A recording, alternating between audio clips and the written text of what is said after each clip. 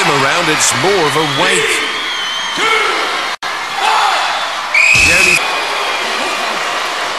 That was absolutely terrific. Not only were you swinging hang tough against the Wolfman, but you were traversing incredibly cleverly. I mean, that was terrific. Thank you. It meant a lot to me, that one. I mean, I don't know what you had in you, but I mean, you were just going for it. Well, he's getting too old now, isn't he? Oh, Regan goading him just that little bit too much. And Regan's mum in a terrifying rage, ordering Regan's dad to get in there and sort him out. Who's more frightening, the wolf or her? If you're going to bait the wolf, the trick is to do it from the safety of a commentary box. 7,000 people supporting Regan there. All right then, 6,999. And Regan's mum still having a go. Who'd want to cross her? Threw his legs up and he kicked me. He's just laughing. He didn't raise his legs. I would have got him. Oh my God, he sounds the same. He sounds the same. You got the time wrong. You said 9 p.m. to me. Yeah, listen, I'll take that. I did a Google Translate on the time, and I'm guessing there must be different time zones within New Zealand. I don't know. You did a Google Translate on the time. They speak the same language there. Yeah. But what is time in New Zealand? Yeah, time still. Well, apparently not the same thing. So no. I'll take that. Don't worry. You put it on the group, and I was like, so that means it's Friday, yeah? I know, that's, yeah, not as wrong as you got it. I wouldn't have done any of that. That was like a couple of days. I've got 2 hours more yet, and all of a sudden I get the message saying, we're waiting for you. I'm like, well, we're lucky that you weren't out doing something, so thank you for jumping on, but appreciate it. No, that's okay. No problem. We've been excited about this, and we've had, obviously, Dan doesn't get up early for anything. I was like, hold on, the wolf? Yes, phone now. I will get up extra. Oh, thank you. Smash my glasses off. Ah. So for a little introduction for you, Bud, I guess, because we all know who you are, and we'll get into that, but just to give you a heads up, obviously we are like a B-list bodybuilding podcast in the UK. Oh, congratulations. We moved through the ranks. We've been around since the COVID lockdown. Do you know when Luke Sando committed suicide? All that stuff happened. We started the podcast really. Yeah, I met him about a month or two before that when I bumped into, at the gym where I bumped into Rob, Yeah. So it all came from that really, and it's kind of just progressed from there. It was meant to be a bodybuilding podcast with some mental health stuff, blah blah blah. It's just turned into absolute chaos. So just to give you a bit of flavour. It's obviously a niche there, needed to be filled, and it's good that you guys came along and did it, Yeah, well, I think it's mostly Dan. Dan has some issues, and I'm sure you'll figure that out as we go. But I hide them well. Yeah, it's the friends you keep. That's what makes it happen. Well, I started the podcast, and then everyone left, so we've got less friends. Yeah. Yeah, but the good thing about it is everybody knows what to expect with Dan. There's no punches pulled. I feel like you're making excuses for me, like my mum did if we went anywhere. I have to. Like my mum used to go, "You're going to have to watch Dan. He's a bit of a twat." I wish I'd never had him, but you're not allowed to say that. That's exactly what is happening right now. I'm literally, the flashbacks I'm getting from Gladiators is just relentless in my head right now. It's just utterly relentless. I don't know whether anyone else, I'm just going to splurge a little bit. Surely everyone else watched Gladiators religiously. Yeah. Back when it was cool. Remember, we had the original Gladiators, and then he did a thing where, I don't know, maybe they were a bit more stringent with the testing, and everyone was small, and like it was just a bit the original. And then you had Shadow, whose eyes fell out when he was doing the thing, and the Wolfman just putting it on everyone, just turning up, put it on everyone. You're all dead. Oh, mate. We were drug tested from the get-go on that. Oh, wow. Really? Yeah, that's why. Sorry, how did Rhino happen? How did Rhino happen? Oh, but if you look at them, a lot of them got smaller as the years went on. If I you look remember at the first series and then look at the second and the third, you notice the difference. Yeah, it is true. A lot of people wouldn't, but you'd notice the difference. Yeah. But I remember when Rhino first turned up and I was like, what is that? And how do I do but it? it's a lot smaller version than you saw him on stage. Yeah. Same with Jamie Johal now. Yeah. He's still exactly. Yeah. Well, still, I think we still should big. probably say that Jamie Johal is lifetime natural. I don't know what you're talking about because I don't want any backlash. Oh, absolutely, of course, yeah. I don't want any backlash. You might have to delete some of his content. Yeah, that's true. Yeah. But yeah, I think we're going to have like a ruling for Dan, everyone to talk. Dan, you can go on my first whistle.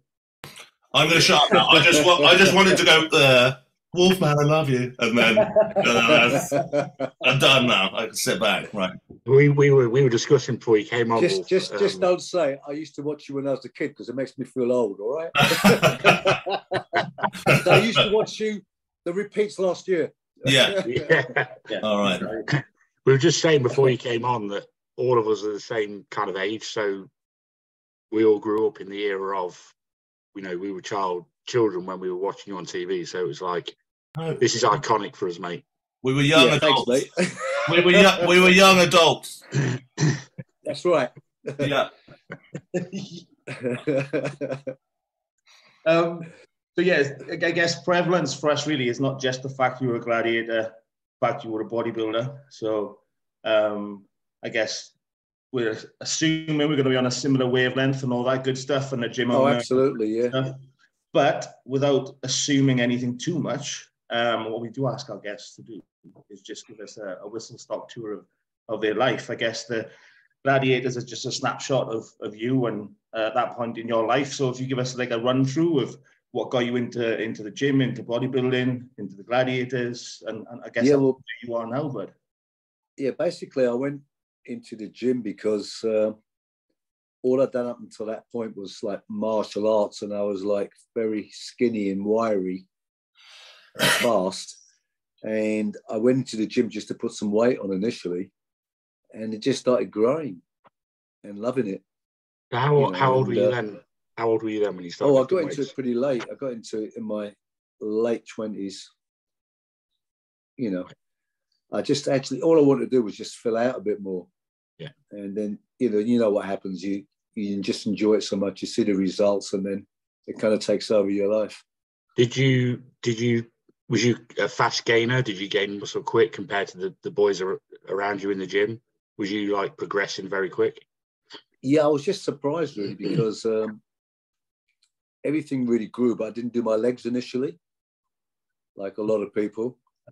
And then I saw a picture of my first novice thing, and it looked so ridiculous, cut top half, looking good, these skinny little pins. Yeah. And then I turned a weak point into one of my best points. Yeah, your legs were very strong. Basically, what I did is just to play catch up, I did every other workout legs. Oh wow! So I do maybe just I wanted everything to catch up, and then they just started growing, eventually. But you just don't know your potential until you actually start. No. You just don't realize it. Yeah. Well, we discussed this in the past, didn't we, boys? That in bodybuilding, you don't know how far you can go till you actually get far into it.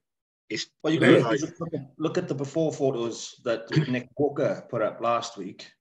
Like, he looked like if you saw him, you'd think there's not a chance on this earth that guy is going to carry any tissue. And then he's got the after photo. He looks insane. Same goes for Dorian Yates. You look at the photos of Dorian Yates before he started training. You wouldn't go, oh, that guy's got the genetics. Well, a little while back, I can't remember when it was, but Rob put some pictures of himself up when he was smaller, and he had no calves in one picture. And I look at his calves now; they're fantastic, And when I saw him the first time I met him at the gym, and I thought, God, that guy's got some good calves. And then when I looked at that picture of him posing on stage with the thing, he didn't have any. And I was like, how the hell did he get from that to that? Yes. Do you know the picture I'm talking about, Rob? There's a picture of you in early contest, Yes. and that you posted, and it's a back double bicep shot I think you're doing, and your calves are practically non-existent compared to what they are now. I mean, they're like huge, you know. Yeah. I mean, and it's just that, you know, with bodybuilding, it's like in most other sports, you know, you watch a kid kick a football around or pick a tennis racket up, you can pretty much see straight away if they've got a lot of talent, natural talent for that sport. But bodybuilding, we have no idea till we're years and years down the fucking line of lifting weights, you know. And then I remember years ago that, you know, I was on a beach in Spain and I bumped into another bodybuilder, and he was Mr. Germany at the time. And he sort of said to me, we were just chatting, or they said, "Are you going to train while you're on holiday?" I said, "Yeah." He said, "Oh, I'll come down to the gym as well." And he said to me, "You look good, but you got no triceps." And triceps are one of my biggest body parts, you know, now. And he was right. And then I thought, oh, so it's when people point things out to you, you've got to take that constructive criticism on board rather than get your back up and say, "Ooh, who this figgy is." If someone's your peer, you know, he was Mr. Germany. He had a fantastic physique, so I listened to him. Do you know what I'm saying? Yeah. So I went away and I hit my triceps, and they grew. You know, gave them priority. You've got to sort of look up to someone who's above you, better than you, and if they give you constructive criticism, you look at that and you think, "Well, if he says I look weak in that area, then I'm going to start working that area, so everything starts looking good." I mean, all you guys must have had it at one point where someone better than you has pointed something out to you and said, and then you've worked that much harder. Yeah. In terms of the hierarchy on this podcast, Rob is obviously the FBB pro, Dan's a NABA pro, and I'm just the guy who likes to compete. But at some stage in their career, someone would have said to them, "You can improve X, Y, and Z." Yeah. Oh, it's not stopped for me. I still get digs about my legs now. Still get. But it's your attitude, though. Do you just take it on board, or do you go and do something about it? That's the difference between the guys who get results. No, you're right. Like, I think people's ability to take criticism now is they melt rather than take it. They go, "What a fuck you!" Like, you're being a dick, because they'd rather me get like anyone say, "Oh, it's really great," but that's not fuel enough to do the madness that it takes to improve something. And actually, even if someone told you and you thought, "Fuck you," go and apply that. Like in the gym, rather than melt. Like, "Oh my God, what do you mean?" My anxiety about my legs now. I can't train. Well, look at Nick Walker. He got on his different, you know, YouTube stuff, and he says, "I still need improving.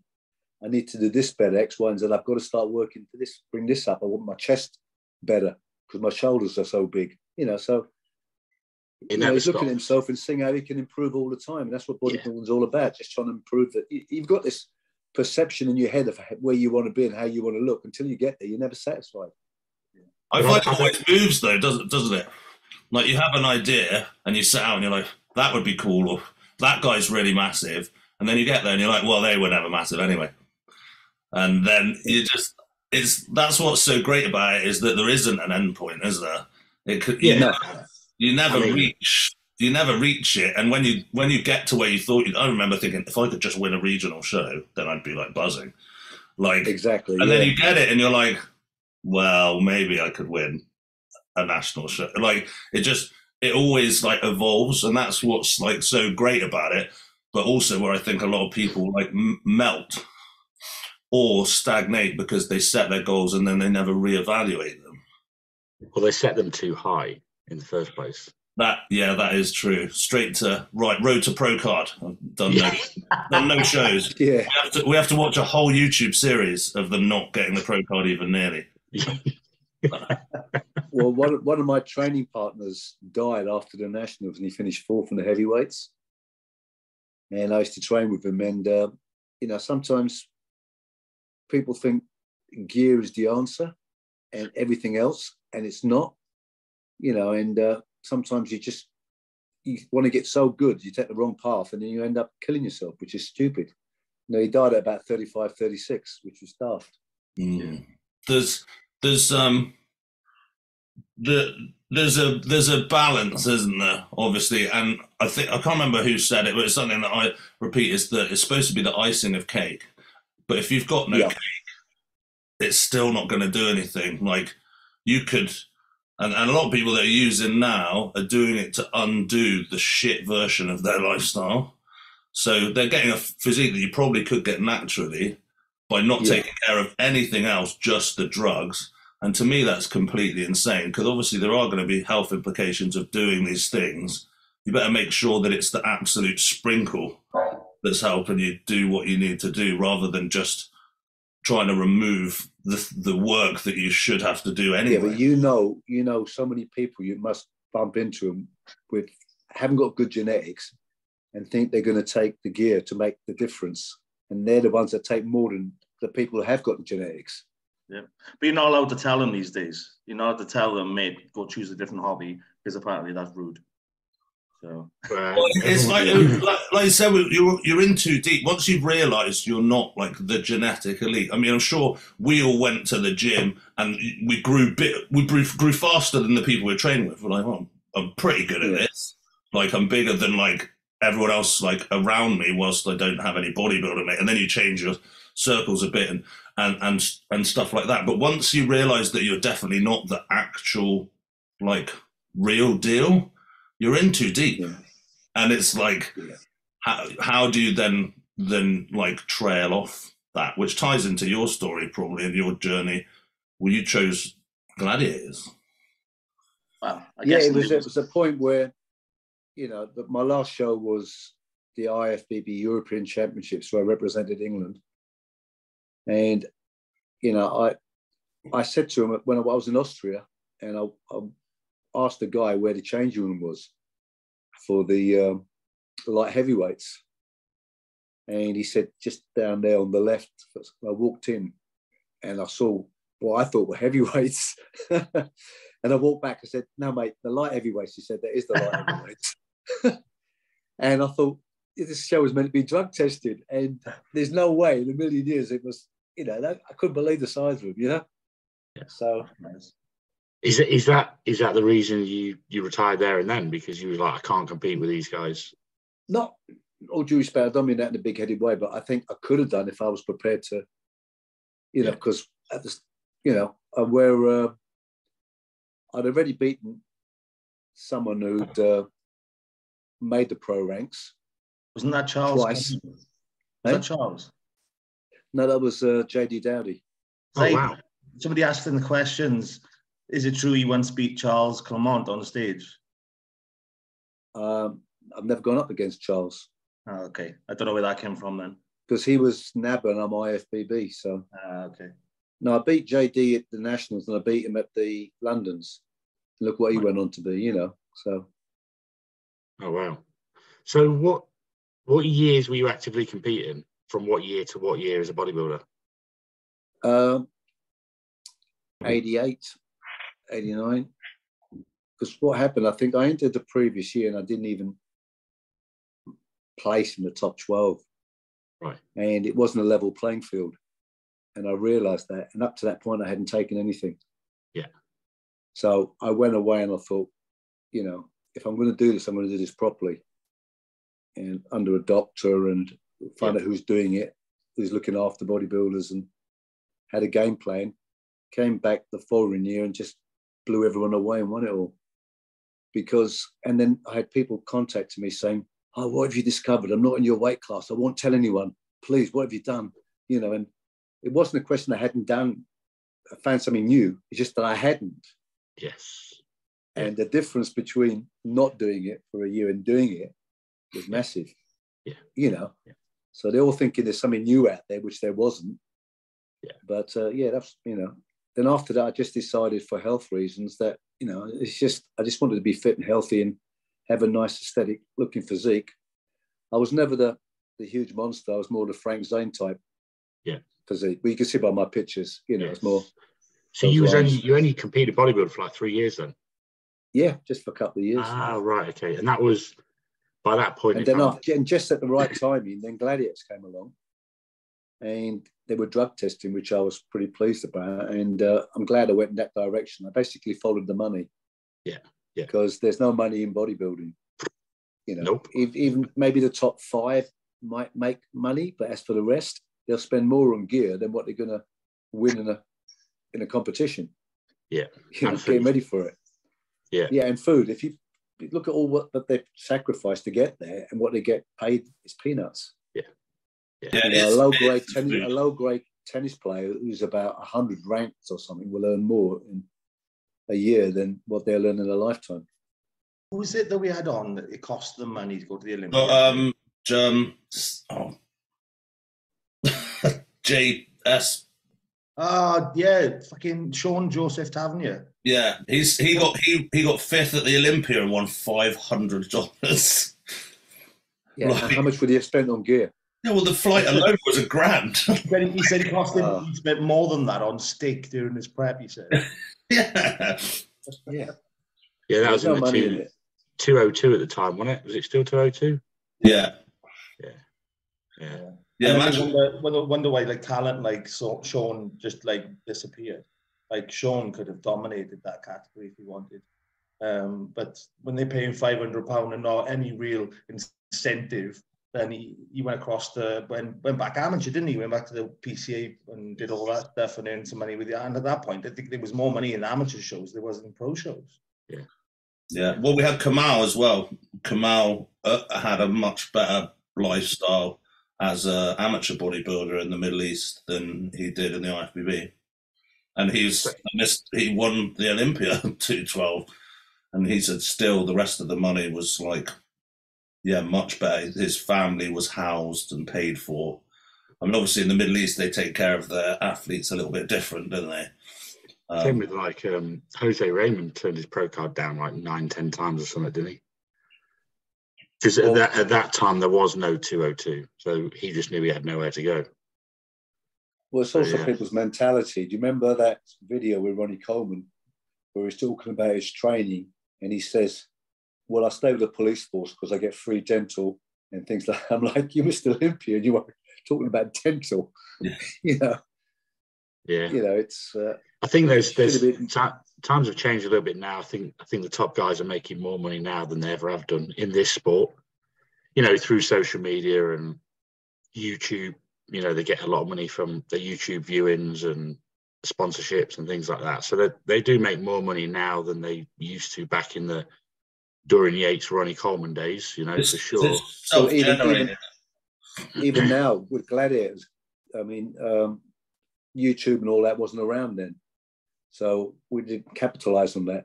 I mean, had I done the series now, or that everyone done the series now as we were in the original Gladiators, and the following we would have got, because our peak, we were getting 13 million every Saturday viewing. So imagine the YouTube you'd have got the followers after, ridiculous. I had this discussion with my girlfriend actually that if Gladiators happen now, But then also, this is what I wanted to talk about. TV is not like now. TV is not like it used to be. Everyone used to, as a family, we had like 5 channels, and we used to all sit down as a family and watch Gladiators on a Saturday night. Right, you're talking about Netflix and all that, yeah. No, people don't do this anymore. It's not it. One thing I get, though, Rob, right, is what we think is good TV and what the new children think is good TV is mental. I look at some of the stuff that my kids watch and I'm like, what the fuck are you watching? My eyes are bleeding. And they give all these YouTube followers like massive, like as if they're like up on a pedestal, and I just don't get it. Like, it doesn't make any sense to me. Was the dissolving of the attention span as well. I can't see anyone like the kids now tuning into a program that is that long and managing to hold on to it for like that long. People's viewing capabilities and attention span has been dissolved by the social media. They would want like a summary of Gladiators in like 4 minutes or something. Have you been watching that Muscle Mayhem about the American Gladiators? I'm currently watching it at the minute. Yeah, and because I speak a lot with Dan, Nitro, he's a good friend of mine, and looking at that show and all that, and the steroids, what they did is they only after a few years, when they realized their audience was changing and it was more children orientated, that they had to change for the advertisers and their standards and everything. Whereas with our one, what we were told from day one is the first time you get caught it's a written warning, the second time you're sacked. And that's how we lost Shadow. You know, I thought Shadow was a great gladiator, but the only reason he was kicked off is because he failed a second drug test. Yeah, I mean, it did look like he was going to fail some drugs tests. Oh God, yeah, he was in. You know, Like, I just remember he was coked out of his head before every show, and then go out there. Yeah. Oh, what a life! What a life! But I liked him. He was a really nice guy. You know. That's why he never lost the duel. It's more surprising that it was only twice he failed.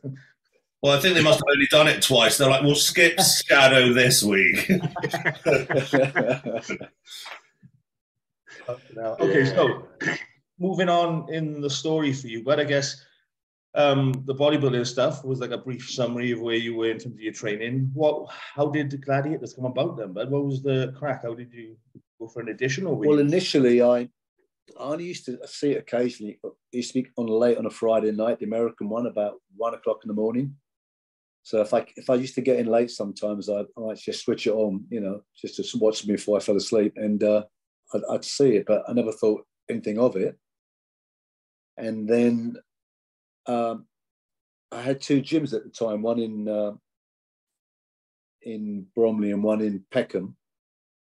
And I was at my Peckham gym, and then one of the guys came up to me and said, "Oh, they're looking for gladiators. They're doing an English version." And I thought of you because I know the timing was perfect because I was into fitness. He said, "I know," and I slimmed down, and I was about, I don't know, just under 100K or something like that, about 98, something like that. And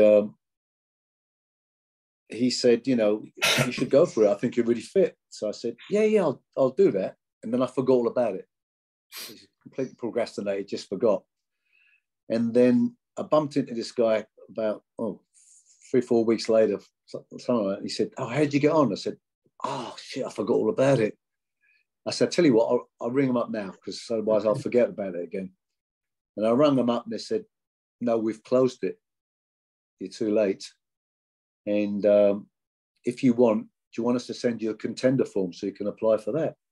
So I said, "Yeah, go for it, you know."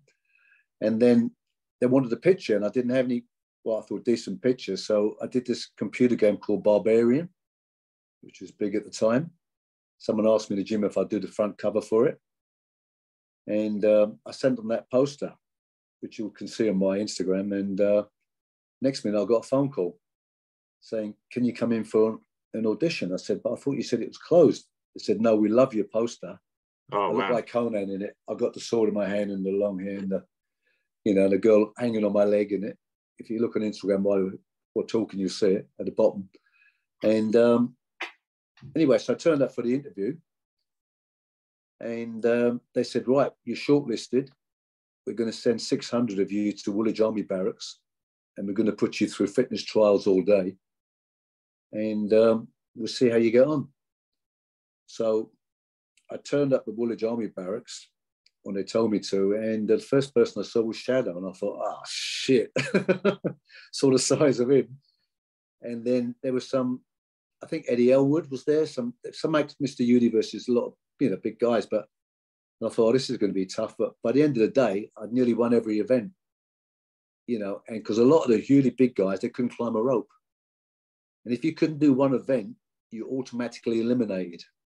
How the hell did Shadow pass that? No, he climbed a rope, yeah. Even Warrior, big as he was, 21 stone, he climbed a rope. Wow. So, it's surprising that because he used to be an athlete before he was a bodybuilder. But it was pretty good because that 600 whittled down to about 350 just from the first event, the rope. And then the second event whittled it down to about 200. So the minute you couldn't do an event, you're out. So they weren't wasting any time. And then you finish with an army assault course. And then when I say I kind of conned them, I'll tell you what I did. I noticed that they were all walking around, the producers, with little clipboards. And John Anderson was there because he was an international coach for the Olympics.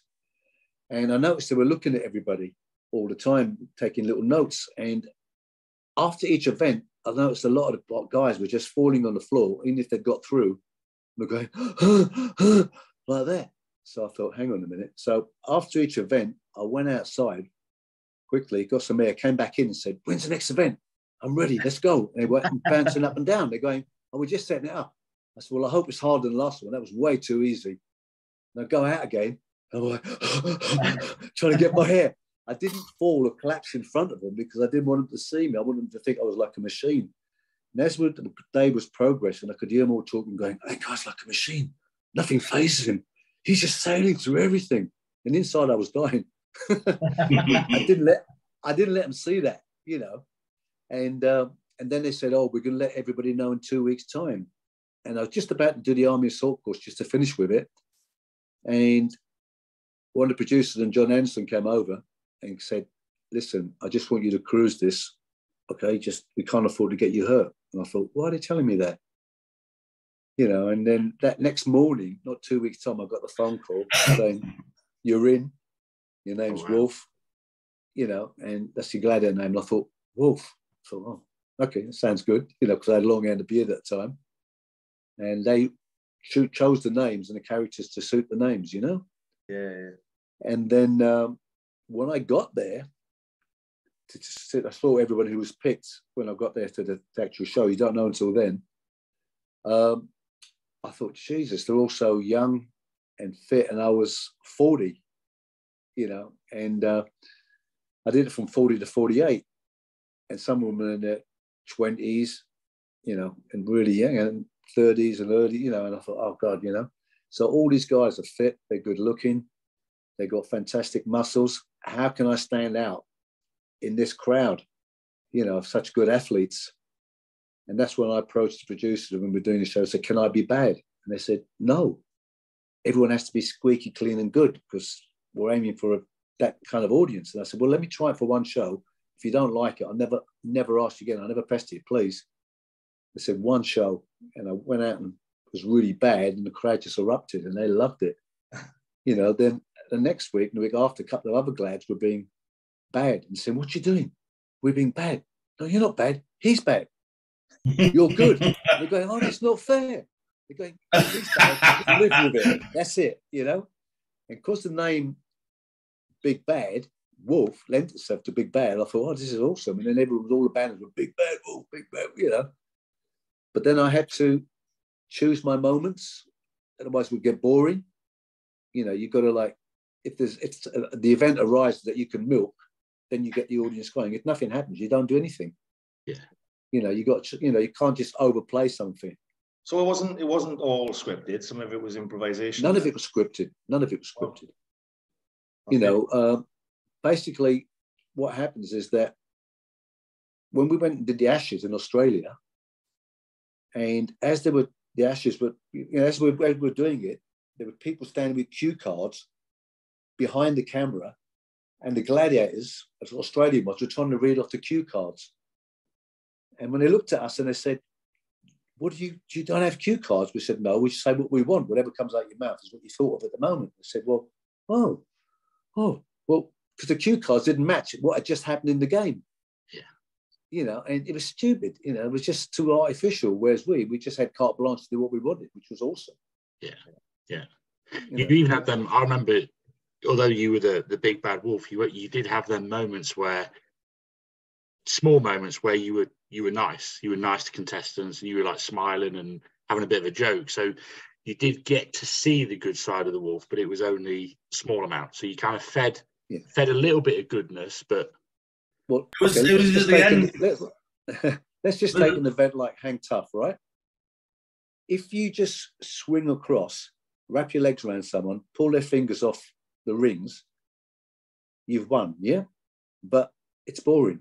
Yeah. You know, the people go there to be excited, to be entertained, to talk about something. So if I've got someone, it's like cat and mouse, I've got my legs wrapped around, they're not going anywhere.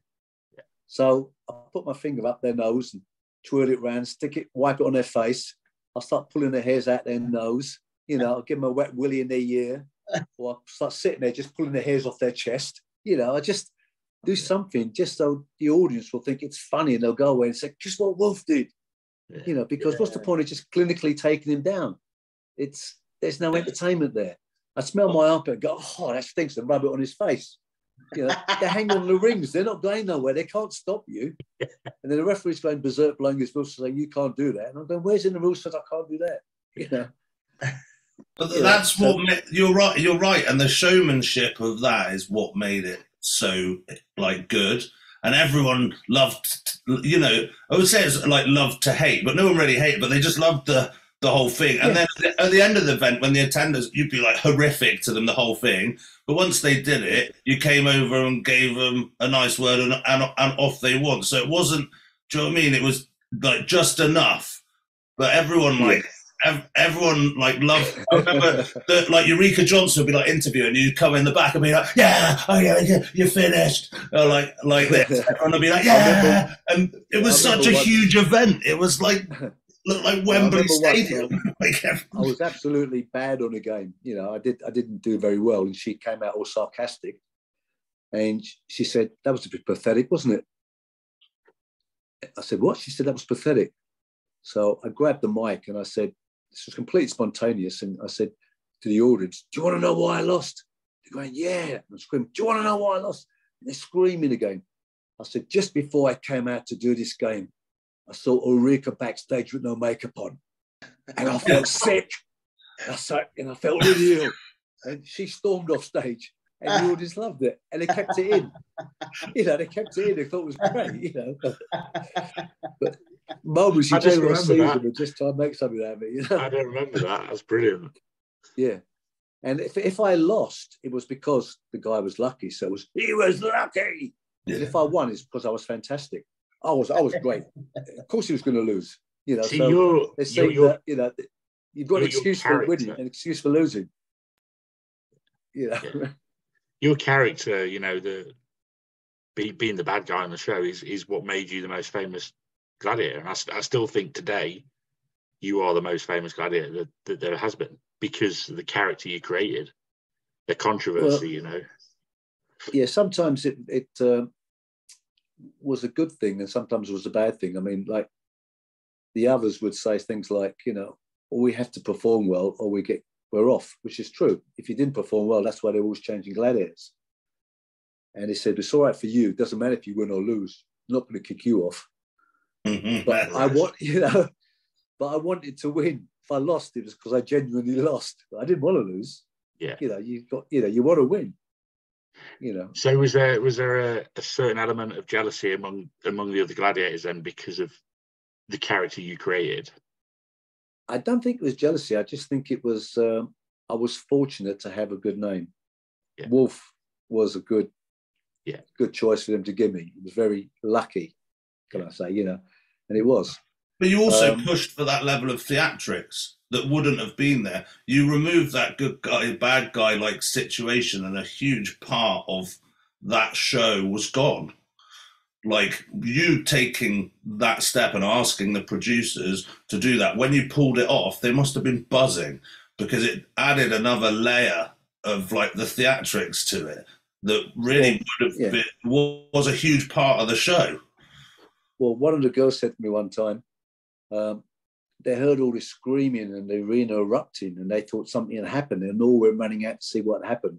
And they went, and she said to me, oh, you'd walked out to do your game. But so what happened is that because it was on three sides, because you had the wall on one side, so you couldn't have an audience behind the wall because they wouldn't be able to see anything. So they had the wall in one corner and then the other three sides, not corners, so, you know, but square, and the three sides. And I came out to do Hang Tough and I just climbed up the ladder, raised my arms, and all that side of the audience just got on their feet and were screaming and shouting. Whoa, whoa, you know, I hadn't done anything yet. Then I walked looked at the middle people and they all stood on their feet and started screaming. Then I looked at the people on the left and they all stood up next to me. The whole arena is screaming. Everyone's doing something. And I'm thinking, don't fuck up. Everyone's on their feet. You've got to do something good here, you know?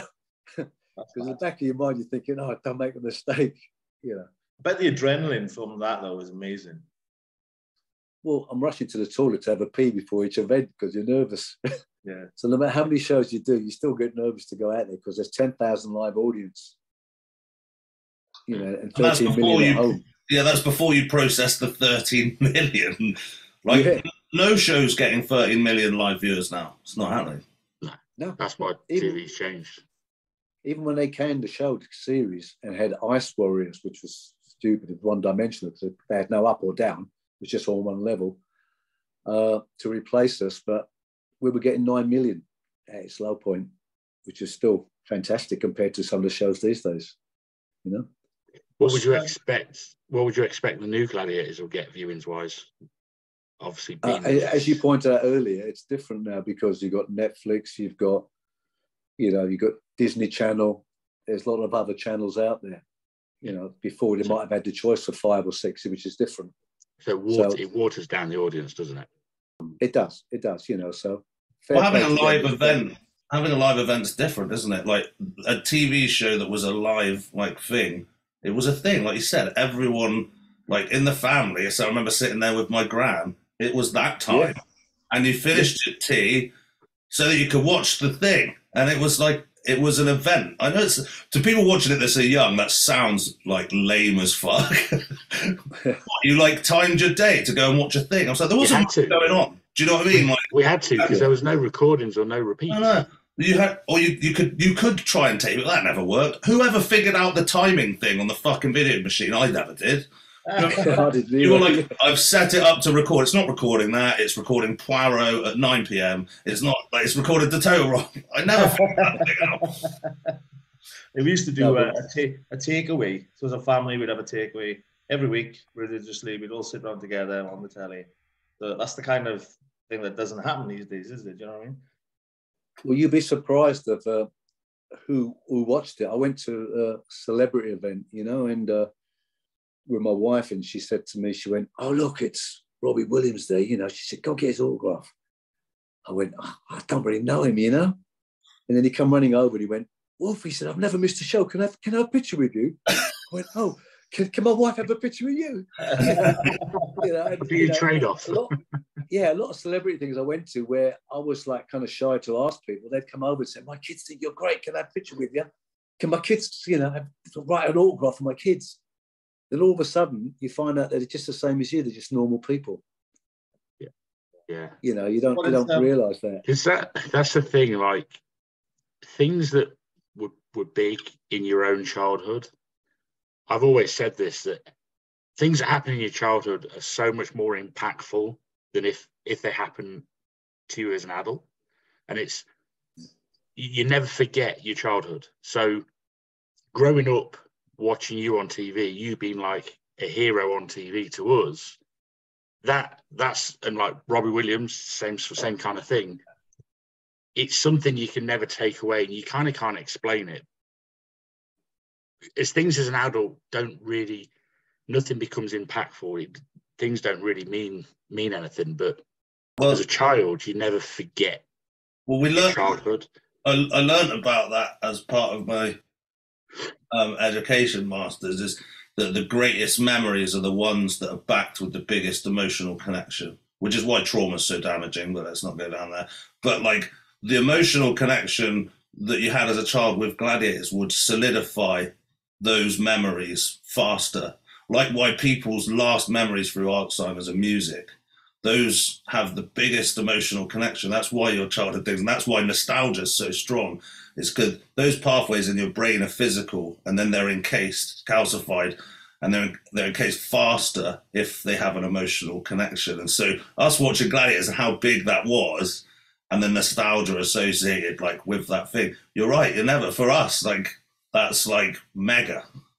And you always, you forget, don't you, that that people still recognise you, even though all the hair gone and that you're older. I mean, when I bumped into you, Rob, for the first time, you came over and spoke to me, you know, and you went, "Oh, from that." I couldn't fucking believe it. I was like, this is what I'm trying to explain to people.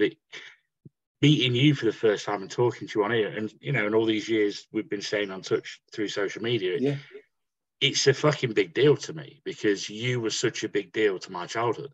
Like, I can't explain it to people unless people like these boys on the show with us went through the same era, watching the same thing, and it had the same impact on them when they was a child, you know? Yeah, but look at, I mean, I always treat people with respect. They come up to me, you know, and you came up and you were so respectful and said, "Oh, well," when you were chatting to me, and then you gave me a spot as well, and you know, Yeah. and that's why we remain friends, because it was, you know, I react to people how they are to me. It's as simple as that. So I've always been. If a dickhead comes up, I just don't give them the time of day. But if someone's polite and always nice, you know, you that's how I've been brought up, to just treat people the way you'd like to be treated. Exactly. Yeah. Exactly. You know? So sorry, just I didn't mean to interrupt. I just wanted to know how, because you went through bodybuilding and went through gladiators and stuff like that, and the evolution, and obviously you still train. Like, how did you then come from gladiators, which you finished at 48, and like, how was that, like, coming off that? And like, just as well, like, you had this big goal, and like gladiators was a huge part of your life. How did you de-escalate, kind of calm down your existence from that after having such a great focus? Just as like any other athlete coming off the back of it or retiring from competition, how did you deal mentally with the removal of that focus? Believe it or not, after that I went into MMA. Oh wow! And a friend of mine was running Cage Rage.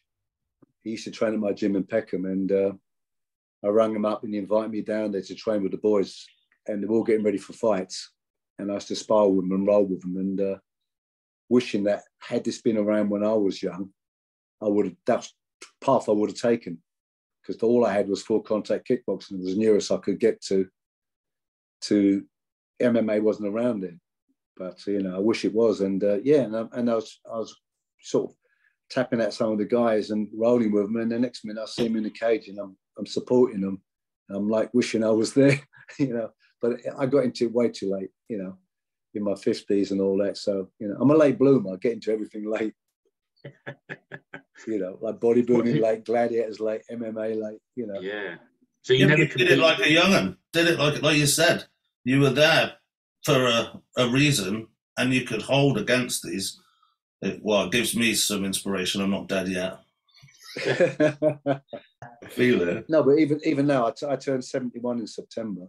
Wow. But I'm still working out as normal, because to me, if you think mentally, oh, you shouldn't be lifting heavy weights, then you're mentally given up. Whereas I just go in and smash out my workouts as hard as I can.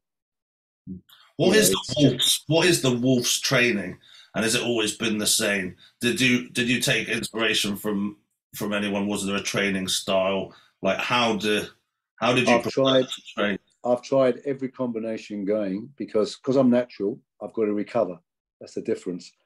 So what happened is I had my bloods done, and I saw what my testosterone levels were, and it was pretty low, because I was thinking if it drops below a certain point, I think it was between 8 and 26 or something, how to do it. You know, I thought if I drop below a certain point, then I can get the TRT, because I was thinking about doing it. Because all I take is creatine, protein powder, and that's it. And I weigh all my meals. I'm on a healthy diet.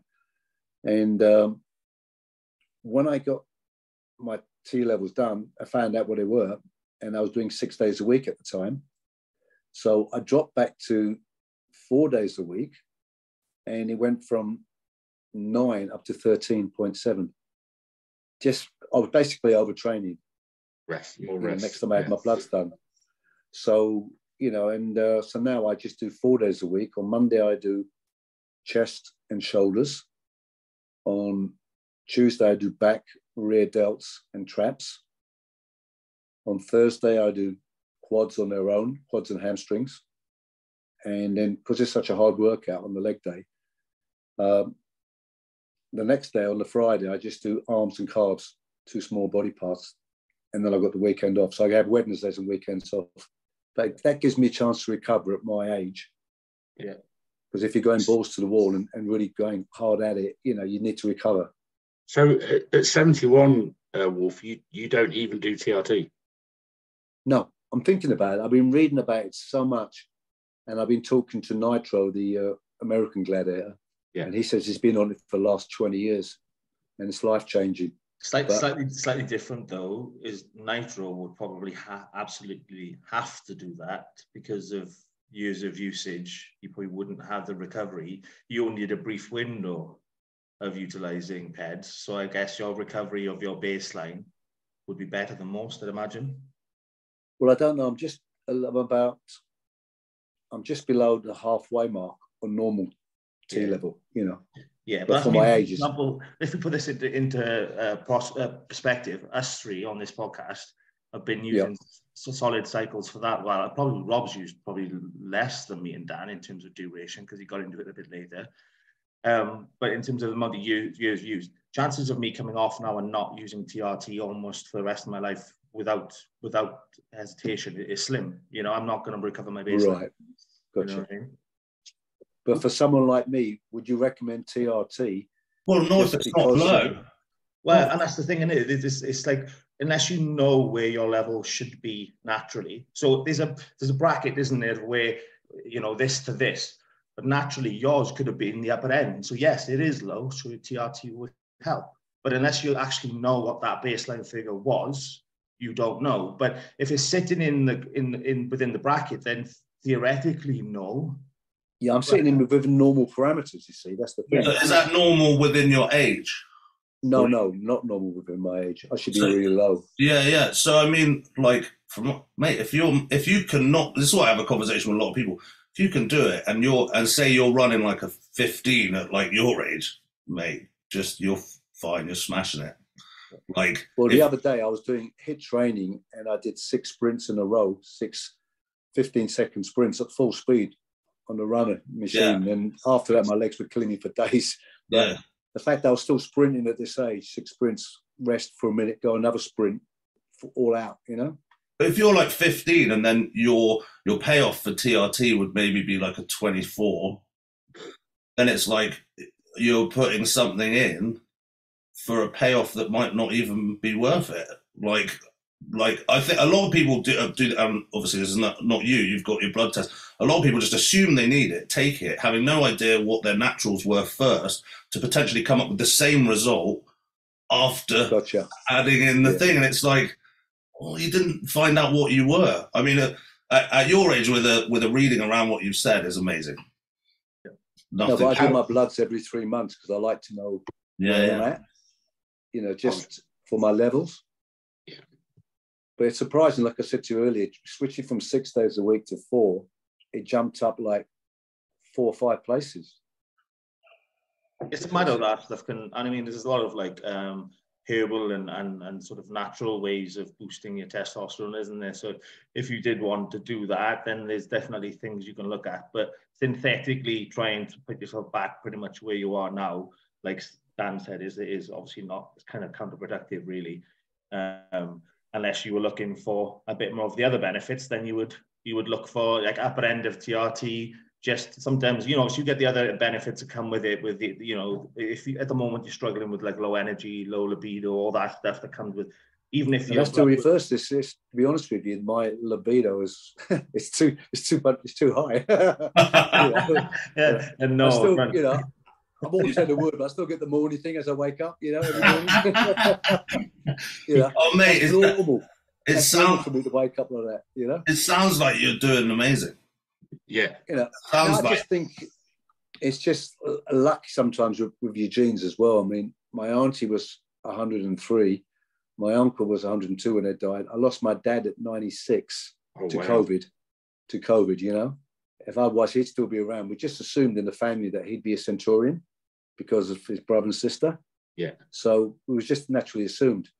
So sorry, I think it was 94. No, 94, my dad. Yeah, but. You know, I'm assuming I'm going to be a centurion. I don't think anything of it. You know, just the only thing I don't like is on your lifestyle and stuff. But there's no way on this earth I'd label you as 71. There's not a chance. Like the way that you're living your life. Like, I mean, don't wrong. Me and Dan would be lucky to reach 71. But in reality, right, the way you live your life, there's no way that you were going to pitch that as somebody of your age. So credit you for that, bud. Oh, thanks, bud. But the thing is, I just look upon it as just another day in the office for me. Yeah. I never stopped training. You know, if I was to pack up for 6 months and come back, then, yeah, it would be very difficult, most probably, to get to the level I'm at now. But, you know, I can't imagine going in the gym and not working out hard. what's the point? I'm not there. There's no point in just going in. I'm not going to sit there, tap my phone. I mean, the other day I wanted to use a bench. There was 5 benches, and there was 5 people on each of the benches on their phones. And I'm like, what the fuck? You should have put your fucking leotard on. Be like the fucking wolf man and just fly kick the phones. put your bandana on. Yeah, put the bandana on. You're train, aren't you? You're legit to train. They're sitting there on their phones, like, Is it not your gym? No, I sold my gyms a couple of years ago when I retired. Yeah. But if it was your gym, you could have just thrown them out. No, but it's just the mentality of the people who train nowadays. Yeah. They'll do a set, look at their phone, do a set, look at their phone. And I'm in there to work out, get in there, smash it out, go home, do my cardio. I do cardio 4 days a week as well after my workout. I'm in there for a reason, to get results, and then out. It's not. Sometimes I'm trying to be. The gym for me is a reason to escape the outside. Why I would bring a device that allows people to infiltrate my existence in the very place I've gone to fucking escape them. It just doesn't make any sense. Look at the results. I mean, you're a pro, and because you got there through your tenacity and hard work, so your total concentration. Years ago, I made friends with Lee Labrada, and he came to my gym at the time when I was a bodybuilder to do a seminar, and we became friends. And he invited me to Texas to spend a week with him, and we were driving to the gym one morning. This is where I learned a lot from that guy.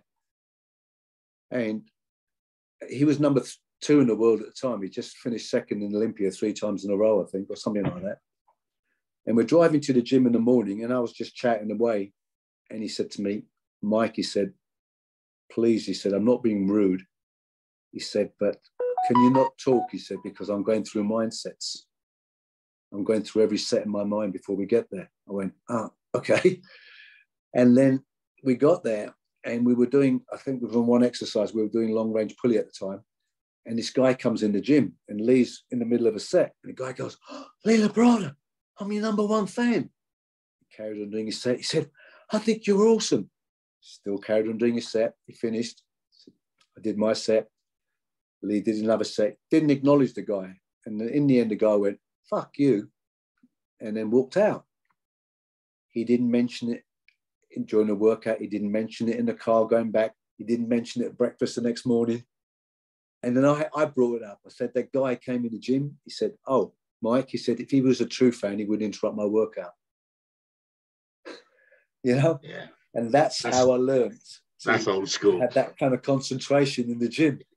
Yeah. It didn't faze him. It didn't even put him off his game. He was just there to do a job, and he was going through the mindsets, and he was working out what he wanted to do, and that's why he was number 2 in Olympia. Yeah. These days, Mike, somebody will video you and label you as some kind of art, and then the whole cancel culture will get behind it. It happened with Guy Sistanino, didn't it? When people were fucking around in front of him on a hack squat.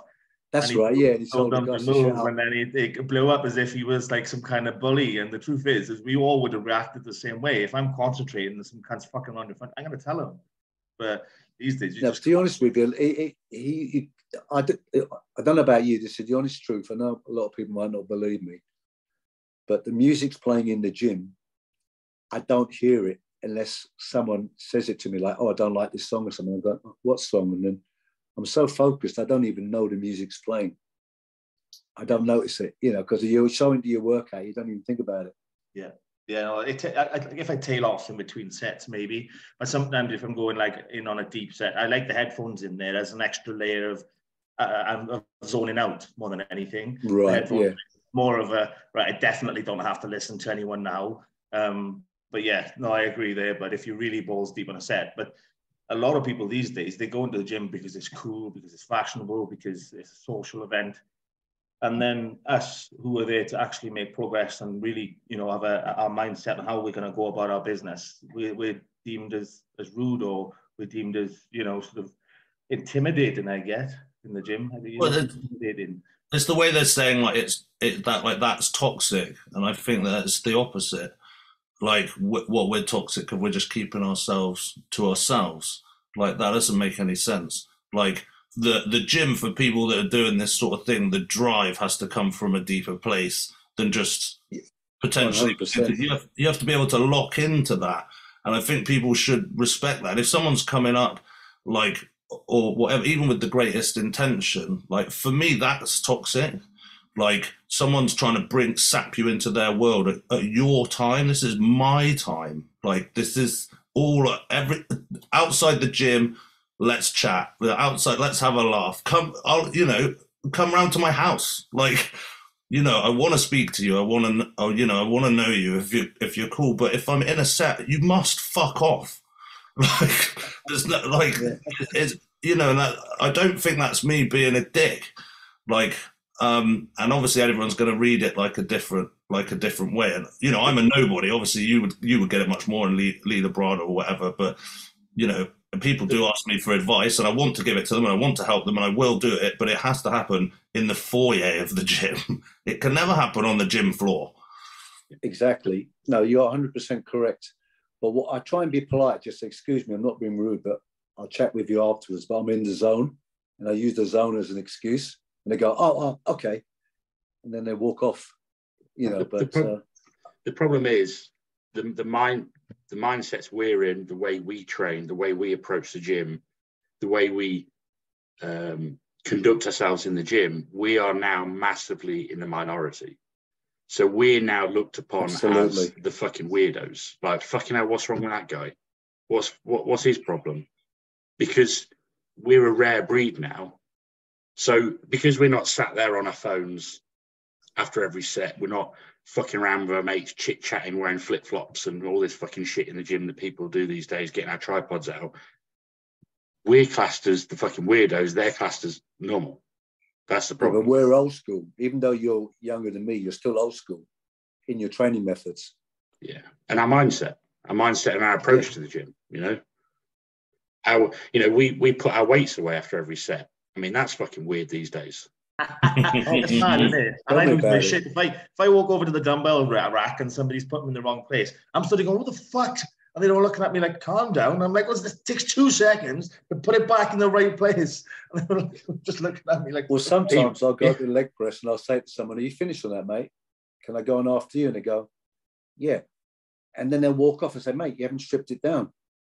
Yeah. Well, people, can you strip it down? Yeah, and give me a dirty look and go strip it down. Then they come out with, oh, but they were on there before I used it. Yes. And it's like, well, I don't give a fuck about that. You used it last, so fucking strip it.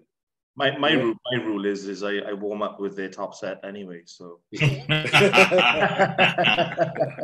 that's so disheartening, isn't it? When you say to them, they say, do you want me to strip? You say, no, just leave it. I need to warm up. And they look at you. I don't know if you've ever done it. I've done it for a laugh sometimes where when I finish an exercise, my last one, I just take the pin out and put it on the bottom one and walk off. And the next one, I think, oh, he's a strong fucker. I think we've all done it. Yeah, absolutely, man. There's a question on the thing. So there's quite a few questions we've already answered indirectly. So for people listening, if I haven't asked you a question, it's because I think we've kind of answered them in a roundabout way. There is one that's a little bit more personal. Was it really ketchup down the staircase walls at the old Peckham Matrix? I heard another story, lol. So I don't know what that relates to. Does that make any sense to you? Who knows? Yeah. There was. I had a seminar and I had Mike Quinn there. Oh wow! Rest in peace. And he nearly got involved in this as well. But what happened is a couple of guys came in. Cut a long story short, and they asked about membership, and I said we're just having a seminar at the moment because it was right at the end of the seminar, and he was just doing some photographs, and some fans stayed behind at the end to talk to him. And so the gym door was open. So these 2 guys came in, looked a bit rough and ready, and they asked about membership. And I just said, look, you'll have to come back another time, guys. I gave them a piece of paper of all the times and the prices and everything. And a guy just kind of rolled it up and just threw it at me and said, oh, fuck, or something like that. Anyway, cut a long story short, I belted him. And then I belted his mate. And then I threw him outside the door. And then Mike Quinn came running over and said, what's the matter? And I said, he said, I'll jump in. I said, don't need to. And they were kicking the door. I said, hold a minute. So I said, open the door. So they opened the door and I went outside. And it was up with one flight of stairs up where the gym was in a old Debenhams department store, because it was up like. And I went outside and I bashed them in the corridor outside by the stairs. I hit my head on the stairs, both of them. And there was blood all up and down the stairs. Yeah, so yeah, I know what he's talking about. Yeah, That's bad. Yeah, but they were kicking my door in, so I went out and finished it off. Like, I shouldn't have done, but yeah, you did well. Yeah, it's couldn't do. Fucking hell, nowadays, I was competing at the time, so what can I say? Roid rage. Yeah. Natty rage. Natty rage. Nowadays, Mike Quinn wanted to join in. Like I said, no. He had a costume on and he wanted to join in. Yeah, it's funny. Yeah, they do nowadays actually you wouldn't get away with that, mate. There'd be someone there recording you on the fucking iPhone. Yeah, and the stick is, isn't it? People these days, they square up to you, lose a fight, and then go to the police. Yeah, no, absolutely. Yeah, no, this is, you can't do that. That's another thing of like the thing. It's like people's safe place. Like, you can't come and bring violence onto the gym floor. It's unacceptable. Well, no, there's two of them being stroppy, so I didn't have a lot of choice. Like, because he threw the thing in my face. So there's limits, isn't there? There's limits to life. Someone rolls up a piece of paper and throws it in your face. In front of everyone, it doesn't leave you a lot of choices, does it? Mm. Lo and behold, the wolf character started way before. In real time. I've got. Sorry. At the end of the day, if someone's in your face, they're in your face. I'm no angel, but I won't start something, but I won't walk away from it either. I've got to ask, and this is totally unrelated. Was Jet as hot as she looked on TV? Absolutely. 100%. Yeah. We all fancied Jet. Everyone fancied Jet. It was just that's one of my deepest ingrained memories. is how much of a shining beacon Jet was, because we didn't have anything. That was the closest we got to seeing a woman. That's why you used to record it then. Yeah, see? Pause it when she did hang tough. Yeah, no, she's nice lady. Yeah. I just wrote. Everyone remembers like their first like crush as a child, and that was definitely a lot of people's. She still looks great. She still looks great. Were there any other questions? There's quite a lot on here, but in real fairness, I think we have answered most of them. Like asking about characters in terms of storylines, we've done that. What was it like being a complete badass on Gladiators? I think you could know that one. Which gladiator did you feel never got the chance to shine? I think any gladiator had a non-descriptive name. Rhino was lucky he got Rhino, so you can imagine that, Ace was a really nice guy, but even he said, my name is Ace. He said, what can I do with Ace? Yeah. It's a bit limiting sometimes. Their name sort of holds them back sometimes from shining better than they would have done, even though they're very, very good. Yeah. I don't remember that. I don't remember that many, actually, if I'm totally honest. I remember like Hunter, Cobra, Shadow. Yeah, like Shadow, obviously, and yourself, and then and Rhino as well. Because I don't think I'd ever seen anyone as big as Rhino as when he first turned up. I don't think I'd ever seen that.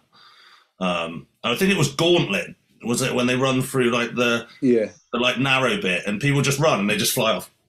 They just disappear like into the ether. And the ref guy, what was his name? John Anderson. John Anderson, yeah. He made the show as well. He was a great like character in it as well. I don't think I could have done half my antics if it wasn't for him doing his half. Yeah.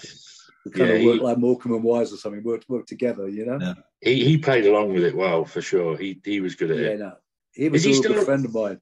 Is he still around these days? Yeah, he's still around, but he's a really nice guy, and we got on great. And then when we got out there, it was just all for the audience and the performance and all that. But for sure. We're best of friends, yeah. Yeah. Oh, nice. How old is he nowadays then? He's got to be in his 90s, I think, I'm guessing. Yeah. Yeah, I don't know. So here's one gladiator I want to mention. I thought he was a great gladiator, but he was only in season 1, and he had a great name, and that's Hawk. Yeah, Hawk's a fantastic physique, nice guy.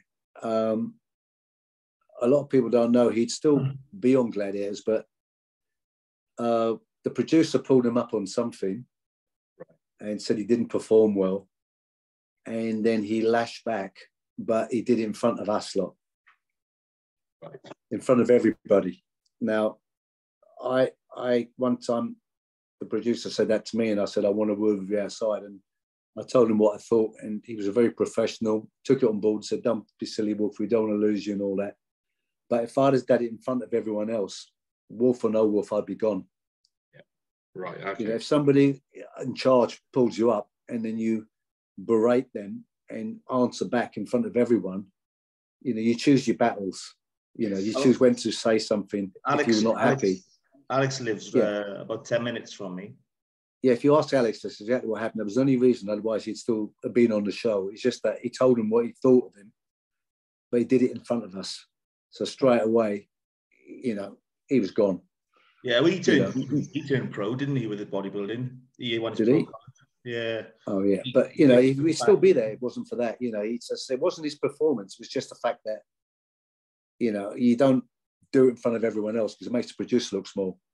So the producer had to do something. So that's why he sacked him. Was there anyone that you actually had a beef with?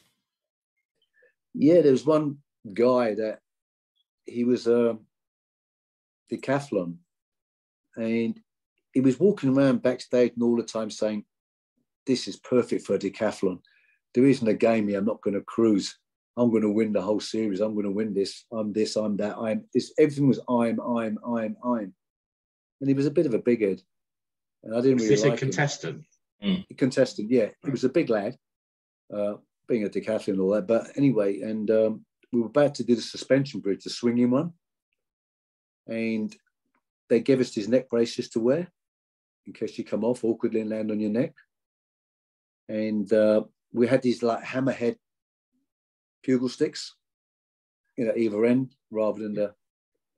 And I was just about to go on with him, against him. And I went, oh, mate, you forgot your neck brace. And he went, what for? You're the one going off, not me.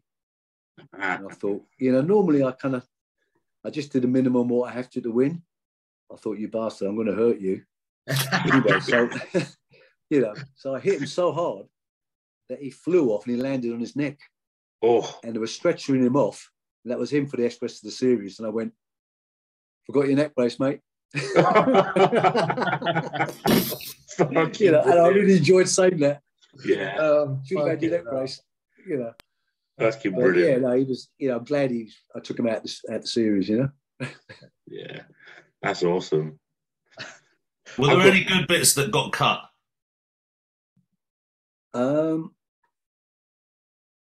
Yeah, there was one. I don't know if they cut it. I think they might have left it in, but not all of it, because there was one guy. He used to hang around the hotel. He always used to be trying to get tickets for every single show, and he was a die-hard fan. And I saw him in the audience, and he had someone else's banner up for one of the things. So I jumped over the barrier and I ran over and I grabbed him, and I said, "Can I throw you in the bin?" He went, "Yeah." And I picked him up and I threw him in this bin upside down, like in the thing. And they all went to help him out and all. He's got hot dogs all over him, all stuff like that. And all the producers go, "Oh no, we're going to have a lawsuit on our hands and all that." And he was like, "I can't believe it, I'm on TV." And he was so excited. It didn't matter about all the sauce all over him. He was just excited the fact that he was on TV. And he was in his element, you know, thanking everyone for letting him, you know, "Please, can I see it? Are you going to leave it on? Can I be there?" You know. But I wouldn't have done it unless he said yes. But it looked like I just picked someone up, stuck him upside down, his feet are dangling out this bin, you know, in the audience. And yeah, it was quite funny. These days, they'd say yes and then pretend like they didn't. and then, yeah, you didn't have it in writing, so you're fucked. Yeah, true. But there was one time there was this little girl at the front, and I was walking past. I just done a show, and she's waving her hand at me, cute little thing. And I walked over like I was going to shake her hand, and I pulled that big hand. You know those big hand things? Yeah. I pulled it off of her, and I sat there, and she was like crying. I was pulling the fingers off one at a time, and her parents were trying to get at me, and the security were holding them back. They're going, "You this, you," and she's crying her eyes out, But what I'd already planned is I'd had a hand which all the gladiators had signed. Oh, nice. And then I got one of the guys to give it to me after, and then I went back out there and I went up to them, and the parents were looking at me, and I gave her the hand signed with all the signatures, and she was like, "Oh my God," Oh. So, but all you saw was me tearing it all up on the TV. Not me giving any nice hand after. Did you have any acting lessons then, or did that just all come naturally to you? No, I was an actor before Gladiators. Yeah, I got into acting by accident, and I don't know if you remember. Oh, you wouldn't have remembered, but there was this. None of the Sun still does it. They have Page 3 girls. Yeah. They still do that. Of course, we remember the Page 3. All right. Well, there was this Page 3 girl called Gillian Terville, right, and she used to train at my gym. And she used to say to me, "Oh, you should come to my agency. I think you'd get work and all that." I said, "I'm not a pretty boy. I'm more of a man's man. Masculine. I'm not. I'm not a pretty boy." So she went, "No, I think you could get honestly." Anyway, she went on about it, kept nagging me about it. So one day I said, "All right, I'll go up with you." And I went up there, and they turned me down. They said, "No, thanks." Anyway, so the following week, I got a phone call from them saying, "A commercial's come up, which we think you might be right for. We know you're not with us, but would you go for it?" I went, "Sure." So I went up, and I walked in a room, and there was a room for about 15 buff guys there. And when it came to my turn to get in front of the camera, they said, "Right, state your name, state your agency, and state what work you've done." So I said, told my name. I said, "I haven't got an agency," because they said to me, they're not with me. I said, "I've never done anything like this before." I said, "But," and I stuck my tongue out here, and I thought, "Well, I'll go for it." I said, "I saw there's a Muppets you got out there." I said, "And I'm the guy you need for this commercial, trust me." And I walked out thinking, "Oh, what the fuck did you just say?" Anyway, and I thought, well, nothing ventured, nothing gained. And I got a phone call that afternoon. "They loved you. You got the commercial." I went, "Oh, cool." So I did my first commercial. And then, I was booked to do it. I hadn't done it yet. And then I got a phone call following from the agency saying, "Another job's come up. Would you do it? But you're not with us." I said, "I know I'm not with you, but yeah, I'll go for it." So the same bunch of guys out there again, similar bunch, a lot of the same faces.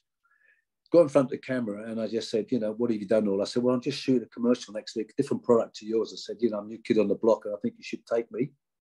And then phone call that afternoon, "You got it." And then agency rang me the following week and said, "Do you want to go for another one?" And I said, "I know, I'm not with you." I said, "Don't have to tell me." And then I got that one, and then they phoned me up and said, "Do you want to come and see us? We want to put you on our books." I said, "Well, I don't know." And I was like, "I don't know if I want to be with you. You said I'm not with you." And then in the end, I joined them, ended up doing as a normal person, ended up doing about 15, 18 commercials. And as a gladiator, I did about another 7 or 8 after that. And then I did a movie, and I got a couple of movies before that. And then I did another movie as a gladiator. They approached me. Oh, nice. Yeah, so. What movies are they? I want to know them. I did the movie called The Bruce with Oliver Reed. I had equal billing on the billboards. And then another one, Salome's Last Dance, Ken Russell movie. I was a Roman soldier. Gets off with the princess. And there's another one called Heading Home. So I was doing acting before Gladiators. So when Gladiators came along, I was already used to being in front of the camera. So from the get-go, I knew that I had to do this as a professional. Yeah.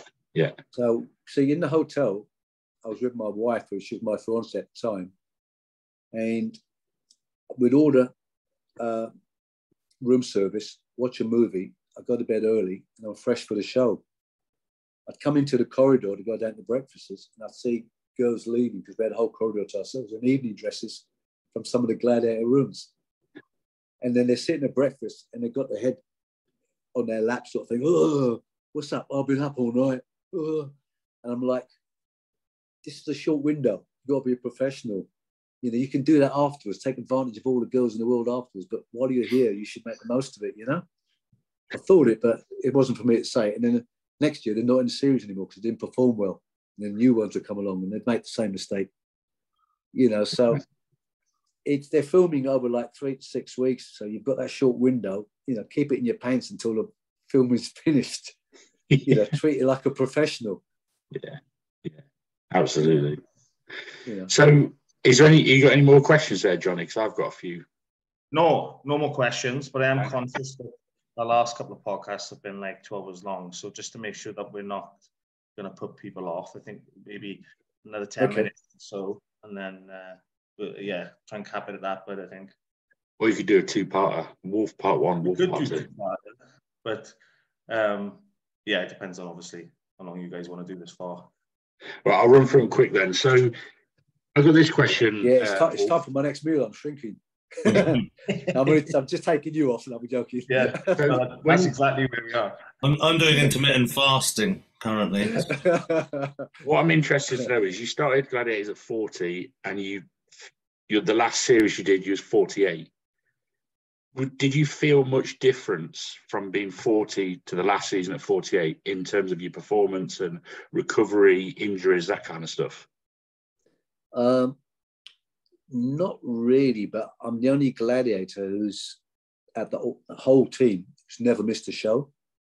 So even when I was injured, they'd ask me to go out and say, what can you do? If you can't swing, can you run? If you can't run, can you swing? Because they said, the audience have come to see you. We need you out there.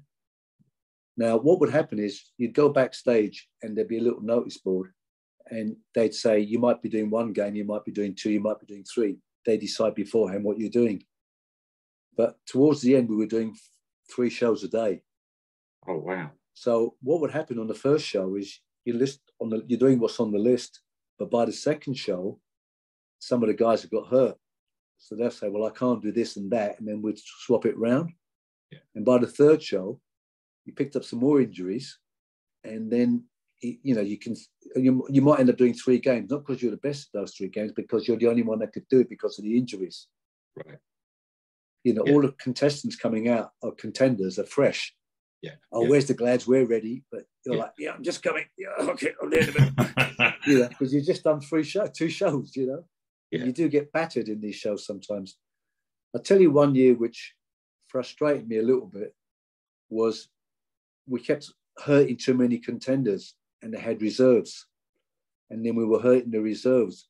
And then they had a meeting with us and they said, you're hurting too many people. We've run out of people. We need the next people not getting hurt. Hold back a little bit, you know. And then you're kind of holding back a little bit. And then they're going out there and they're going, yeah, we did perform really well against the Gladiators. They're not as tough as they look. I'm thinking, we held back, you bastard. You know, I held back. Could have got a lot harder if I wanted to, but I didn't because we didn't want to hurt anymore. Because the event that comes to my mind, it was fucking brutal, was Powerball. Yeah, a lot of them were brutal, you know, especially Gauntlet and things like that. You got to remember that these guys are smaller than you a lot of the times because they wanted it to be normal people. But they weren't normal people because all around the country, there are 5,000 or 6,000 people turning up to Birmingham, Manchester, Liverpool, Newcastle, turning up for the auditions, and they're picking the best of the best. Yeah. So when you go up against them, they're not just, I'm a truck driver, I'm a thing. Yeah, they might be, but they're the best athletes that's in Britain at the time who are going up against you. And you have to give them a head start on nearly every game. Yeah. Yeah, so, you know, it wasn't as easy as it looked. And I had guys come up to me in the gym all the time going, oh, yeah, I'm going to be up against you next year. You wait and see. And the next time I see them, I said, what happened? And they go, oh, I didn't make it in the trials. I didn't realise the trials were that hard. So it's a lot, you know, it looks easy on TV, but it's a lot harder in real life. Who did you think was the most, when you was on Gladiators, the most talented gladiator? Hunter. Yeah, I agree. He had the height for the wall, which was the long reach, 6'4". He was youngest. He was the youngest gladiator, so he had that on his side, and he was a very, very strong guy. Yeah. He's a really nice guy as well. He was good, good all rounder. He could He do was a every good event. all-rounder, yeah. He was, in my opinion, he was the best. Yeah. And even Rhino said to me one time, he said, you're the most popular gladiator. He said, but I think Hunter's the best. Yeah. Yeah, he was unbelievable at every event. There's nothing he couldn't do. No, he was very good, yeah. My height compared to some of the 6'4" guys didn't help you on the wall. Yeah. See, so there was this thing on the wall that you give them 10 seconds head start, but if you run at it full speed and make a big jump about 4 foot, you can just grab the first with your foot and your hand, reach out for another ring. You get that foothold, and that will save you 3 seconds. But if you messed it up, you're at the bottom and you gave them an extra 3 seconds. So it was pretty hit or miss. You know, you'd go for it, and sometimes you'd mess it up, sometimes you'd get it. Yeah. And regarding the gladiators back in the day, who was you closest to in terms of who was you the friendliest with, and do you stay in touch with any of them anymore? Cobra. I knew Cobra before Gladiators, so we were friends before. Yeah. You know, Cobra and Lightning originally were reserves, but they were so good that, you know, they ended up being Gladiators full time. So me, Cobra, Saracen, and Lightning were the only 4 that survived the whole 8 years. Lightning, all the rest came and went. Lightning was hot as well. Fancied her. Yeah, she was a top gymnast. Yeah. You know, if you see pictures of her now, she's ripped to the bone. She's running. Yeah, she did some shows. She did some shows recently. And her husband, Frank, is a really nice guy. He wins a lot of senior shows. So, because I went to the filming of the new Gladiators finals a few weeks back to support Jamie Johal, the Giant. He's a friend of mine. Yeah. He got us tickets, and it's the first time I've ever seen it live. So, obviously, it's not, you know, I'm not watching it as a child, you know, the original Gladiators back in the day, but it's still very, very similar. They've kept a lot of the originality to the new show, which is what I loved. And Saracen was there in the crowd, which was cool. Oh, right. Yeah, the only thing that was, I think, was against them was the fact that we did it in the National Indoor Arena and we had 10,000 at each show. Sheffield only holds 3,000. Oh, right. Okay. So really, if you imagine 3 times that amount of audience when you go, that's how many we had, 10,000 at each show. So when you had 3 shows in one day, we had 30,000 passing through. Because they'd clean it after the morning one, then the afternoon people come in, they'd clean it again, then the evening people would come in. Wow. I didn't even think like doing 3. Like you said, the contestants are coming in fresh as daisies. By the end of the day, it's all about money. Yeah, of course. Well, you've got to rent the arena. Why would you rent it every week when you don't have to? Yeah, they're trying to condense it as quick as they can so they can get, you know, don't have to pay for your hotels, the riggers' hotels, contenders' hotels, overhead fees, renting the arenas, you know, all adds up. I think it was about $1 million a show or something. So in the beginning, we were doing 1 show every 3 or 4 days. Then it got to 3 shows in a week, every day a show, and then twice a day, and then 3 times a day.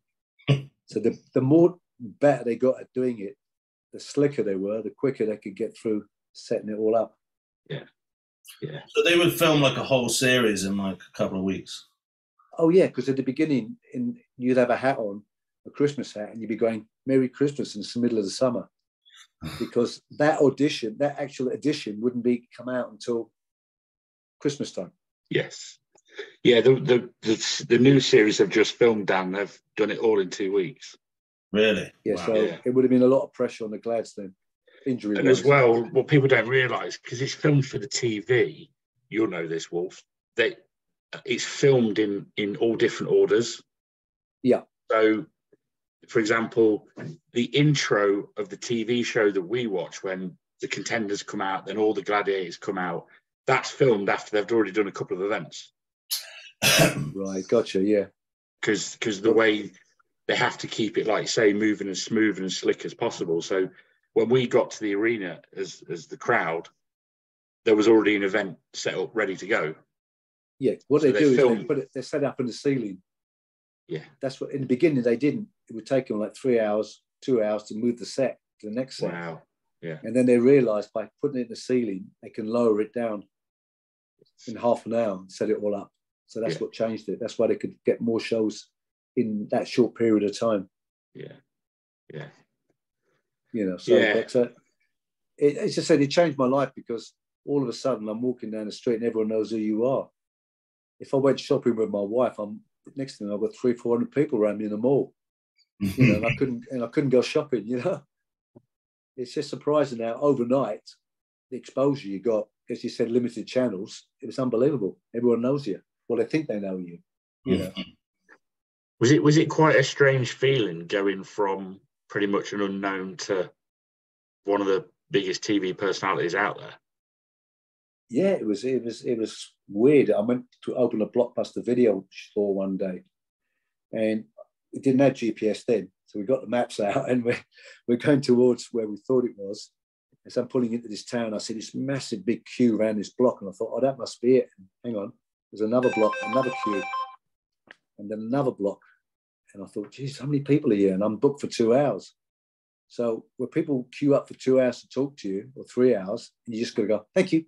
Thank you, thank you, smile, thank you, shake hand, thank you, because otherwise there's so many people, they're herding them through as quick as they can. Yeah, wow. You know, it's you know, you just don't realise that how many people turn up to an event where you're opening something. You see, Dan, you're kind of experiencing that being on this show, aren't you? That kind of thing. you say that, but I have had, when I went to Spain for my stag do, I had someone in the gym. We went and trained at it was some place in Marbella. So I was like, yeah, you're on the Bash Bros. I watched the Bash Bros. So although we joke about it, and it's only like 3 people ever, I think when I said fuck the biscuit about being on prep, I have had that shouted at me from across. Yeah, I get it. I'll be going places. And obviously, yeah. Fuck this biscuit. It's not anyone queuing up to. I think most people hate me, but yeah, I do get "fuck the biscuit" shouted at me in the street. Dan's like the wolf of this show. Well, I stepped down this one.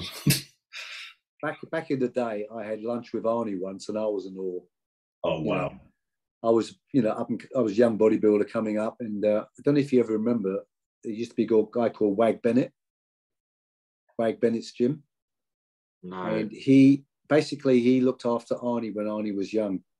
Arnie slept on his settee, and he looked after him when he came out for the first Mr. Universe, and he kind of took him under his wing. And Arnie's such a nice guy. He never forgot. And he invited Wag, paid for his flights, took him over to his wedding when he married Mary Shriver. And on his silver wedding anniversary, he bought him a Jag. Wow. Arnie never forgot. And then when Arnie came over to do the movie Conan the Barbarian, he came to promote it. Wag said to like 4 or 5 of us in the gym, Arnie's coming to my house for Sunday lunch. Would you like to meet him? We're like, fuck, of course, you know what I mean? What a stupid question, you know. Anyway, so he invited us to his house for lunch, and Arnie pulls up, chauffeur-driven car, from the studio and all that. And he spent about 3 or 4 hours having lunch with us.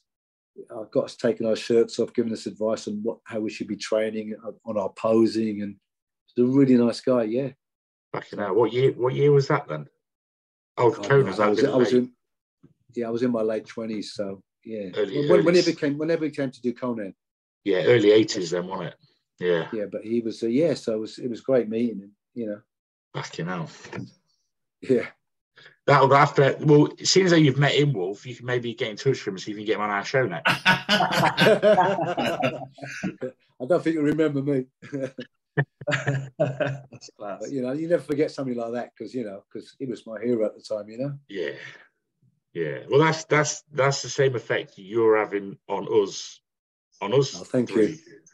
That's the same difference. So to us, we've got Arnie on this show. Is what Arnie is to you. When you asked, Bob, it was no problem because you were so nice to me at the show and all that, when I met you and all that, and we kept in touch sort of thing. And it was, thank you for being such a nice guy, Oh, mate, no, this is, we can't thank you enough for coming on. So this means a lot to us. So thank you very much. Been amazing. We have had some amazing guests on here, pal. And to be fair, you've trumped them all. We've had Lee Priest on, we've had them all, you know, a lot of Olympia guys. And I guess for us, it's not just the bodybuilding aspect, the whole sort of, the whole thing. I guess having you on this is, and I think the people who watch our podcast are going to absolutely love this as well. But I think the reception will be amazing. Oh, tell me how you got on through Rob, because I stay in contact with Rob, and let me know, you know, how it went for you. Yeah, man. Appreciate it. Well, thank you for taking your time, but I know obviously you consumed your evening for us. Early morning, obviously early morning for us, but yeah, would really you, appreciate it.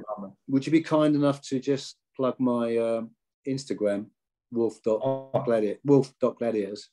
100%. Absolutely, but what I'll do because is I'll put the links. I get cameos off of that where I say happy birthday to people and all that, so I get work from it. Absolutely. Yeah, man. I'll put links in the intro, and I'll put it in the description and do it that way for you, bud. Just one quick thing, Wolf. Yeah. What would be awesome, mate? Like what you're still doing in terms of training wise at 71 is incredible and fucking crazily inspiring.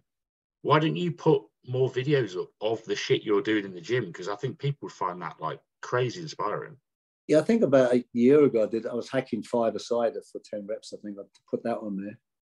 But yeah, I should do really. It's just a question of, as you say, you know, I train by myself, and you get in there, you have to set the tripod up, set it all up, and you're one of these goonies that you're taking the piss out of, saying they're not concentrating on their workout. It's one of them. It's like, it would be amazing to have the footage up and for you to post the footage, but it's just the doing it is just a ball ache. Yeah, I'd have to have someone else to do it, because obviously you're working out, you know. Yeah. But yeah, it's food for thought. I might do that, because I can prove that I'm not 71 until September. I can prove that age is a number. The only thing I'm finding hard is to sustain the muscle mass. You know, it's getting harder and harder. That's the thing I'm finding the hardest. You know, nobody is expecting to see a 71-year-old muscle monster, but they'd just be more in awe of the fact that you're still performing at such a high level. But I think, well, people would like to try and emulate it, the longevity, you know, and actually at the moment is what a lot of people are talking about is longevity. It's quite a hot topic, and you're at the absolute pinnacle of that. I think you'd be able to monetize that like quite well in like an ebook. I'll tell you something funny. Because I've never been sick my whole life. I've never experienced sickness, and I've never been ill, and I'd never had the flu jab because I never get flu. I've never had it.